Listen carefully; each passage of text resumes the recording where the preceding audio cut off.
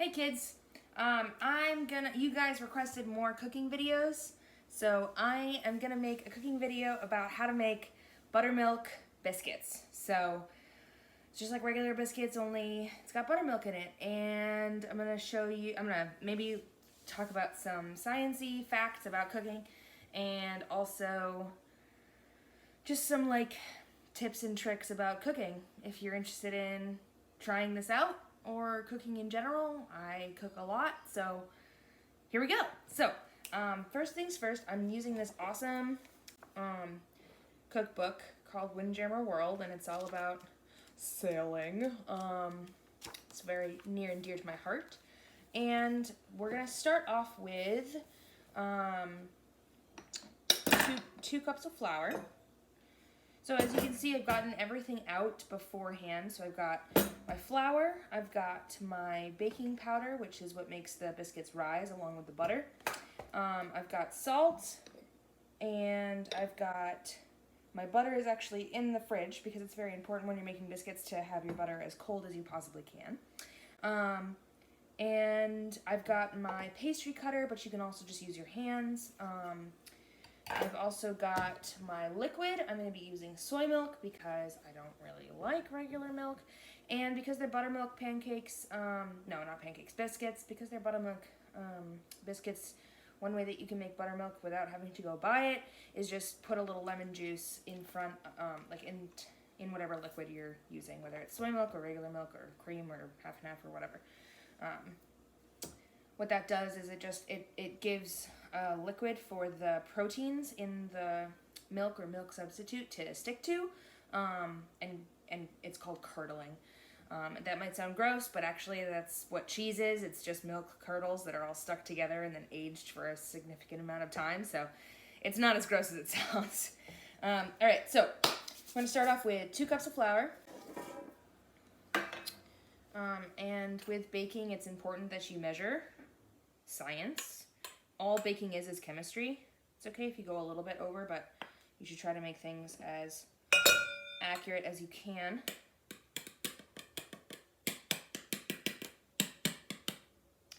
Because with chemistry, the chemicals need to work in a certain way, and so if you deviate from that recipe, you're gonna have a mistake. And it's not like cooking where like you add a little bit too much salt and it makes it better. No, baking mistakes lead to disasters. Okay, so there's my 2 cups of flour. Then I'm gonna add 3 teaspoons of baking powder. Make sure that it's baking powder and not soda, okay? 2 different things. Teaspoons. These are my teaspoons. And with baking powder or with baking soda, it's really important that you get that really precise. And fortunately, there's this little lip here to level out your scoop. So 1 teaspoon, 2 teaspoons, and 3 teaspoons.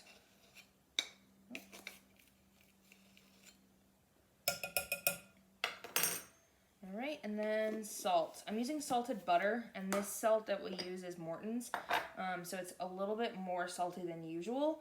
So I'm actually only going to do a half teaspoon, because I've already got salt from the butter. Okay, and then before you do anything else with biscuits, or with like any kind of pastry, anything that you're using butter to make something flaky, you always want to dry mix the dry ingredients first, and that kind of just like evenly disperses the baking powder and the salt or the sugar or whatever you're putting into something that you're making, because you don't want like one big glob of baking powder or baking soda or salt. That'd be gross. So you want to dry mix it.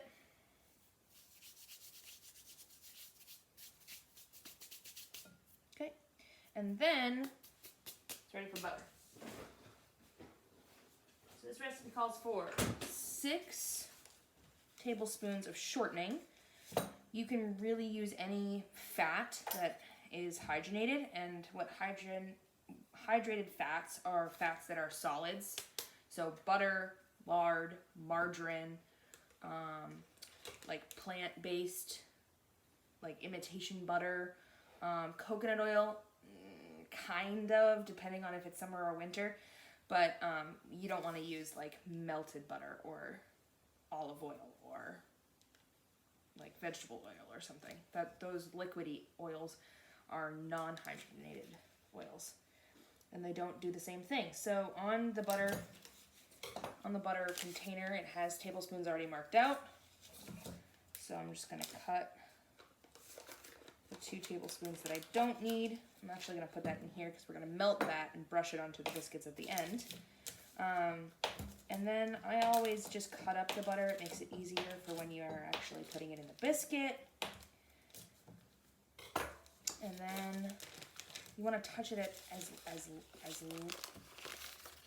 least amount of touching the butter as you possibly can. You want that butter as cold as you can get it, which is why I'll be using this pastry cutter. And then the next step is to use a pastry blender and cut the dough until it resembles what's called coarse meal, which is basically like pea-sized chunks of butter and flour. So I'm going to use a pastry cutter to do that.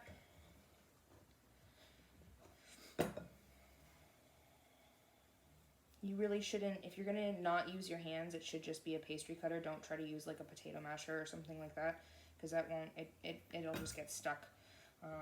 And don't try to use like a blender or a whisk or something like that. The butter is too cold and it'll break the machine that you're using.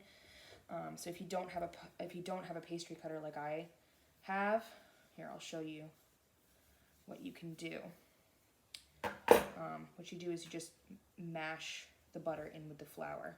Try to just use your fingertips.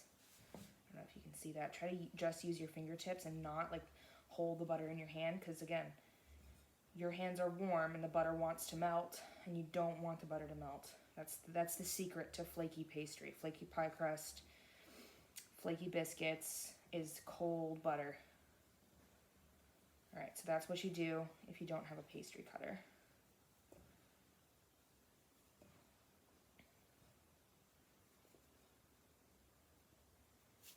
I do have a pastry cutter, so I'm going to finish it up. It's getting a little warm. And if you feel like the butter's melting too much, just pop the bowl in the fridge and wait for 15 minutes for it to get cold again.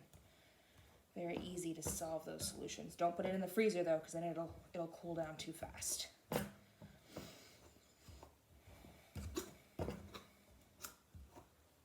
we're getting there.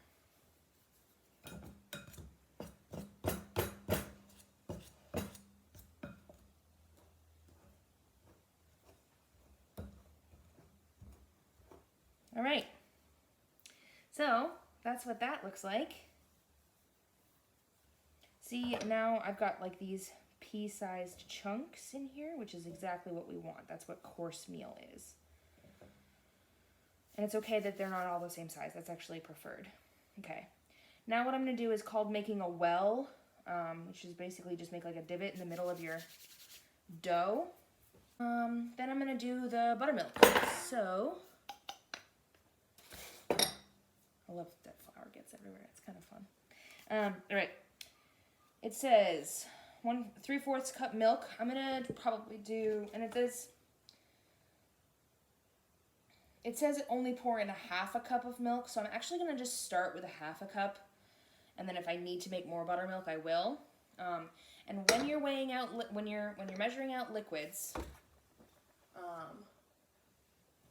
you always want to get low to whatever surface it is you're working on. You don't want to pour up here, because then you can tilt the container and you don't know exactly like the proper measurements, and it's important when baking that you do that. So put it on the ground or a flat surface, and then bend down for when you're pouring it in.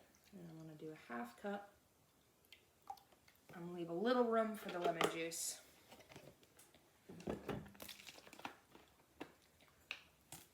Splash of lemon juice. That'll get me those beautiful curdles.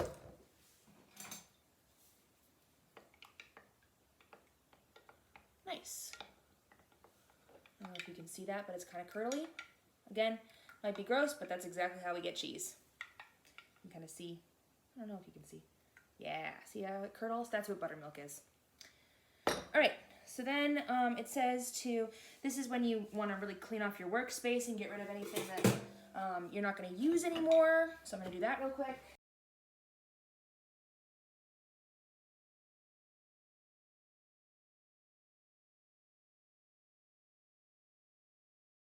Then you take your flour and your buttermilk.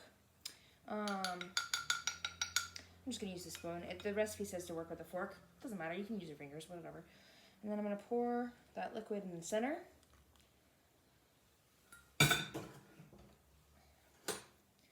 And then I'm just going to stir enough so that it all comes together. It's really important when you're working with pastry that you don't what's called overwork whatever it is you're using. 'Cause flour has gluten in it, and the more action, the more work that you do to the flour, the more those gluten strands will cling together. It's what makes bread like springy. But with biscuits, you don't want that. You want things flaky. Okay, that looks great. Even if it's not together, that's okay. Because I'm going to show you a fun trick to make biscuits that are really fluffy. So, sprinkle some flour on my work surface. I really made sure that my work surface was nice and clean before I started this. And then I'm just going to sprinkle out my shaggy dough. That's what bakers call dough that has butter at this stage, shaggy dough.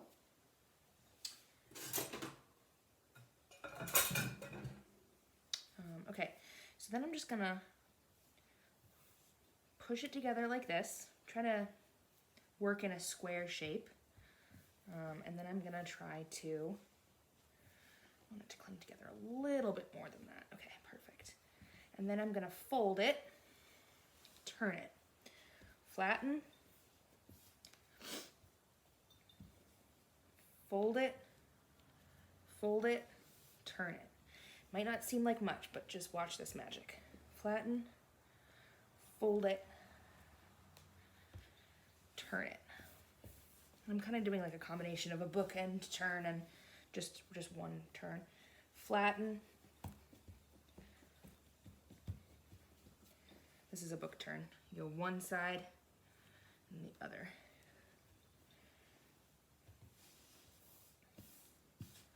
Look at that, it comes right together. Isn't that cool? Flatten. Do another book turn here, it doesn't really matter. Flatten. Turn, flatten some more.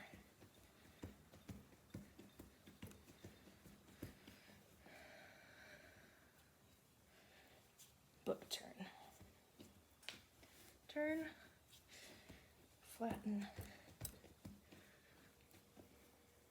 Fold, fold, and once it starts to come together like that, you really don't want to work it any more than that.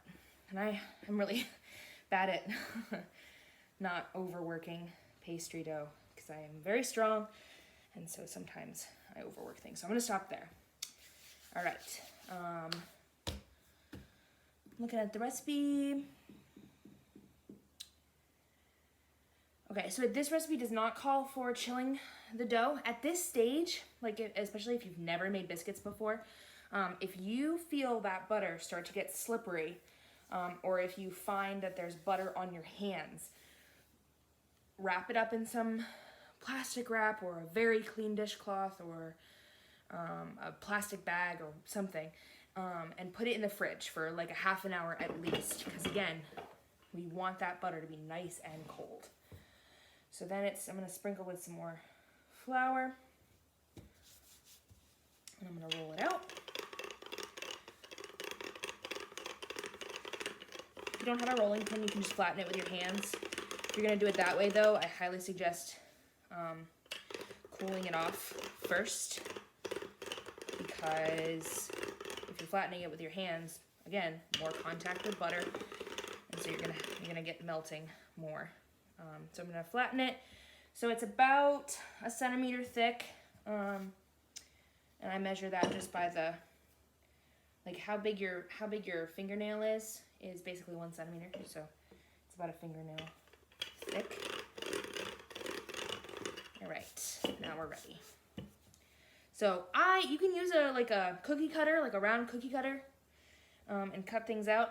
I don't really like doing that because I think it's fun when you get like fun designs and stuff. And I like square biscuits. I don't know. I think that's just more satisfying shape for biscuits. So, and if you don't use a cookie cutter, then you don't have to like get that extra, you know, when you make cookies and like you use a cookie cutter and then you've got a bunch of extra dough and you have to roll it all out again. That's going to be the enemy of biscuits and any kind of pastry that you're working with. So I encourage you to just cut random shapes and have fun with it, you know. And in terms of a surface that we're going to put these on, I'm done with my rolling pin. You want a cookie sheet. And if you have what's called parchment paper, that's the best. But if you don't have parchment paper, you could spray it down with like maybe Pam or like some sort of vegetable oil. Go really light on it. You don't really need a lot. You don't want your biscuits sticking. So, but don't use butter. Do not coat it with butter. Butter will burn. And so that's why like you use vegetable oil to like cook things on the stove. Once butter heats up to a certain point, it burns really quickly because of all of the fat that's still in it. That comes from an animal, lots of animal proteins. So don't use butter, but if you don't have parchment paper, you can oil your surface, that's fine. All right, so then I'm gonna cut my biscuits. Just down the middle, and then I'll do some fun triangle pieces. Maybe we'll do like rectangles, that'll be fun. And notice that I'm using my thinking brain as I'm doing this, right? I'm like thinking about what shapes I want to get out of here, and I'm not going crazy with the knife. I'm like thinking about what I want to do before I do it. That's the design process, folks. That's science. Okay, so now I've got my fun shapes. I don't know, they might not be fun, I don't know. I think they're fun. All laid out like that. And then before they go into the oven, we're gonna brush it with some melted butter. So I'm gonna melt that butter real quick.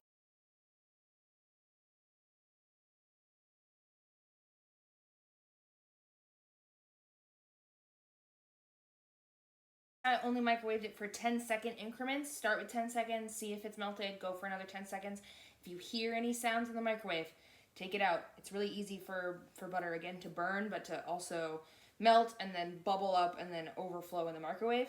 You can also see that there were still some solids in the liquid, but the bowl is hot enough and the liquid around it is hot enough to melt that down. So I don't need to make sure that it's completely liquid before I take it out of the microwave. I can just stir it, and then the friction of the stirring, but also the heat from the butter and also the heat from the bowl is going to be enough to melt it down again. And then if you don't have a brush, a spoon will work great. But I like to brush biscuits with butter. Just makes them nice and golden brown when they come out.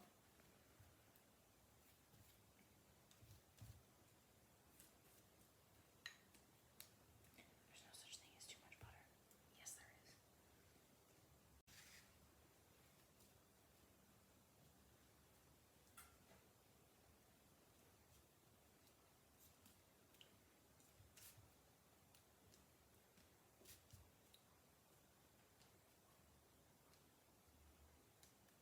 Good. Okay. And then if you want to get really crazy, I like salt. I spend some money and get some nice flaky salt. I can just do like a little pinch on the top of this. That's nice. Just in case, you know, because I cut the amount of salt in half. Because I had salty butter, so just making sure. Okay, and that is exactly what you want it to look like. Oh, don't do that. That's exactly what you want it to look like when it goes in the oven.